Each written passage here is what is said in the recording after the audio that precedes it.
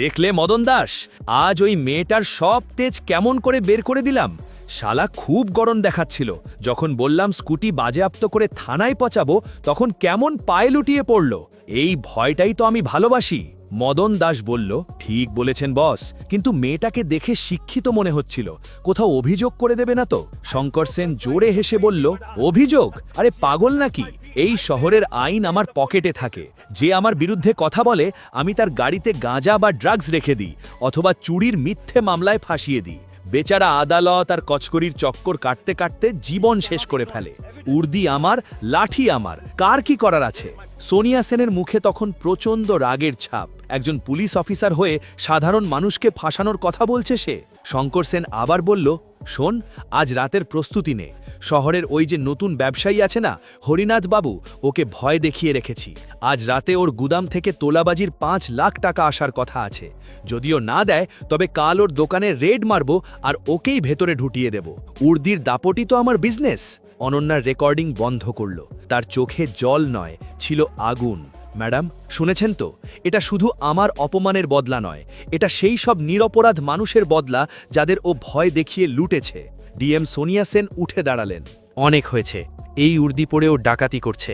আজ ওর উর্দিও খুলবে আর নেশাও ছুটবে। চলো ক্যাপ্টেন, প্রস্তুতি নাও। অনন্যা আলমারি খুলল। সেখানে তার আর্মির উর্দি ঝুলনো ছিল। সে এক মুহূর্তের জন্য তার ঘুমন্ত মায়ের দিকে তাকালো এবং তারপর উর্দিটা বের করে নিল। অনন্যা যখন উর্দিটা পরছিল, সে এক লম্বা নিঃশ্বাস নিল। এই পোশাক তার কাছে শুধু এক টুকরো কাপড় ছিল না, ছিল সেই আদর্শ যার জন্য সে অস্ত্র তুলেছিল। বাইরে রাত আরও গভীর হয়েছে। সোনিয়া সেন ফোন তুললেন, কণ্ঠে এক হিমশীতল আত্মবিশ্বাস। এসপি বিক্রম, আমি সোনিয়া সেন বলছি। এখনই আমার এক দল বিশ্বস্ত টিম চাই। কেউ যেন ঘুণক্ষরেও টের না পায়। Target inspector Shankar Sen. Phone রাখার পর সোনিয়া সেন অনন্যার দিকে ফিরলেন। আজ জাল বিছানো হবে। শঙ্কর সেন নিজের পাতা ফাঁদেই আটকা পড়বে। রাত তখন 9টা। শঙ্কর সেন শহরের বাইরে একটি ধাবায় বসে আয়েশ করে চিকেন খাচ্ছিল। শঙ্কর সেন সেই ব্যবসায়ীর কাছ থেকে টাকা পাওয়ার অপেক্ষায় ছিল। ঠিক তখনই ধাবার বাইরে একের পর এক গাড়ির হেডলাইট জ্বলে উঠল। মুহূর্তের মধ্যে ধাবার পরিবেশ বদলে গেল। ধাবার মালিক ঘাবড়ে গেল। গ্রাহকরা ভয় পেয়ে পেছনের দিকে সরে যেতে লাগলো। সবার আগে একটি সাধারণ গাড়ি এসে থামল। দরজা খুলল এবং সবার আগে নামল অনন্যা। আর্মির উর্দিতে সুশৃঙ্খল পদক্ষেপ, চোখে মুখে কোনো ভয়ের চিহ্ন নেই। শঙ্কর সেন তাকে উপর নিচ একবার দেখে নিয়ে হাসল। ওহো আর্মি, এখন বুঝলাম সেদিন তোর তেজ এত বেশি কেন ছিল। সে কাছে এগিয়ে এলো এবং বিদ্রুপে সুরে বলল, উর্দি বদলালেই নিজেকে বাঘ মনে করছিস নাকি? আরে ম্যাডাম, এটা হাইওয়ে, বর্ডার নয়। এখানে আমি যা বলবো তাই হবে, বুঝেছিস? অনন্যা কিছু বলল না, শুধু স্থিরভাবে তার দিকে তাকিয়ে রইল। শঙ্কর সেন তখন তাকে নিয়ে ঠাট্টা আর তামাশা শুরু করেছে। দেশ বাঁচাতে এসেছে, ট্রেনিংয়ে বোধহয় বেশি জোশ ভরে দেওয়া হয়েছে। ঠিক সেই মুহূর্তে পেছনে আরও গাড়ি এসে থামল। এবার সাইরেন ছিল না, ছিল এক ভারী উপস্থিতি। মাঝখানের গাড়ির দরজা খুলে ডিএম সোনিয়া সেন বাইরে এলেন। সাধারণ সুতি স্যুট, হাতে ফাইল, শান্ত চেহারা। শঙ্কর সেনের হাসি মাঝপথেই থেমে গেল। ম্যাডাম, তার কণ্ঠস্বর প্রথমবারের মতো কেঁপে উঠল।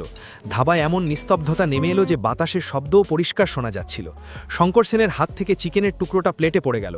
গলায় খাবার আটকে গেল তার। সে চেয়ার থেকে ওঠার চেষ্টা করছিল, কিন্তু তার পা দুটো যেন অসড় হয়ে গিয়েছিল। ডিএম সোনিয়া সেন নিজের ফাইলটি গাড়ির বনেটের ওপর রাখলেন এবং ধীরে ধীরে শঙ্কর সেনের দিকে এগিয়ে এলেন। তার জুতোর ঠক ঠক শব্দ শঙ্কর সেনের হৃৎস্পন্দন বাড়িয়ে দিচ্ছিল। সোনিয়া সেনের পেছনে এসপি বিক্রম এবং তার পুরো স্পেশাল টাস্ক ফোর্স দাঁড়িয়েছিল।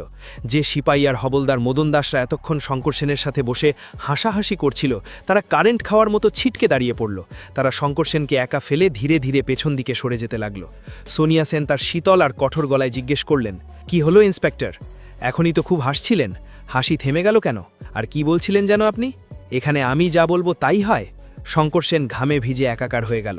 পকেট থেকে রুমাল বের করে কপাল মুছতে চাইল, কিন্তু হাত এত কাঁপছিল যে রুমালটি মাটিতে পড়ে গেল। সে কাঁপতে কাঁপতে স্যালুট দেওয়ার চেষ্টা করল। ম্যাডাম, জয় হিন্দ। ওটা তো আমরা মজা করছিলাম, স্টাফদের মন হালকা করার জন্য। এই ম্যাডাম তো আমাদের পুরনো পরিচিত, আমরা তো শুধু কথা বলছিলাম। অনন্যার কণ্ঠস্বর বিদ্যুৎ চমকানোর মতো গর্জে উঠল। মিথ্যে!